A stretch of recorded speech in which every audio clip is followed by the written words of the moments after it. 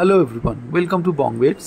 আজকে আপনাদের সাথে আমি একটা রুট শেয়ার করতে চলেছি। জেনারেলি যারা এয়ারপোর্ট থেকে স্প্ল্যানেড যান তাদের বাসে 1.5 ঘন্টা থেকে 2 ঘন্টা টাইম লাগে, কিন্তু ক্যাবে গেলে সেটা 1 ঘন্টা হয়ে যায়। কিন্তু সেই ক্ষেত্রে আপনাদেরকে অনেক মোটা টাকার মাসুল গুনতে হয়, 300 থেকে 500 টাকা।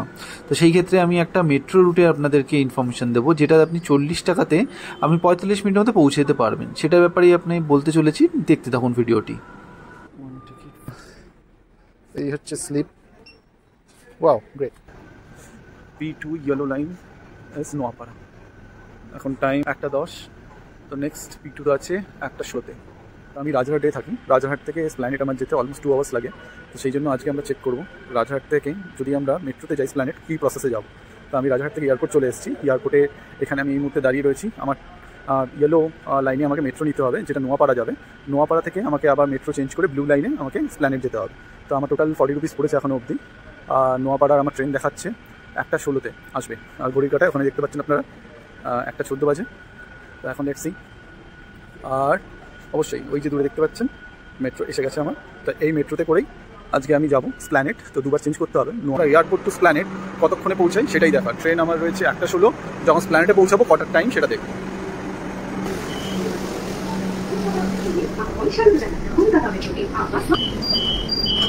তো আমাদের ফার্স্ট স্টপ আমরা চলে এসেছি, এটা হলো যশোর।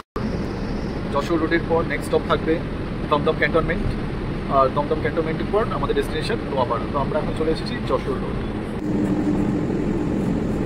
Time 1:25 almost. নোয়াপাড়া এসে গেছে প্ল্যাটফর্ম। নোয়াপাড়া থেকে আমরা ব্লু মেট্রো নেবো, নিয়ে আমরা যাবো স্প্ল্যানেট।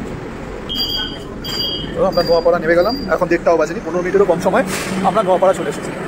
নোয়াপাড়া পৌঁছানোর পর, নোয়াপাড়া পৌঁছে যাওয়ার পর এখানে আপনাকে ইয়েলো লাইন এখানেই শেষ। এখান থেকে আবার ট্রেন ছাড়ছে এয়ারপোর্টের জন্য।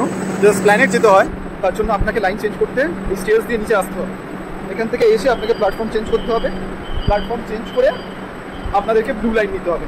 তো আমি সিঁড়ি দিয়ে নেমে এখানে এসকেলেটর থাকবে, এটাই করে চলে যাওয়ার জন্য। এটাই করে উপরে গিয়ে সেখান থেকে আমি পেয়ে যাবো স্প্ল্যানেটে যাওয়ার জন্য ট্রেন। নেক্সট ট্রেন দেখাচ্ছে ইন নেক্সট 80 সেকেন্ডস। আমাদের স্প্ল্যানেট যাওয়ারও ট্রেন চলে এসছে। এই ট্রেনটা করেই আমরা স্প্ল্যানেট যেতে পারবো।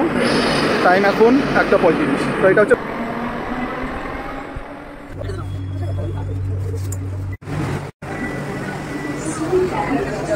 আমরা স্প্ল্যানেট নামলাম, বাজে 2টো।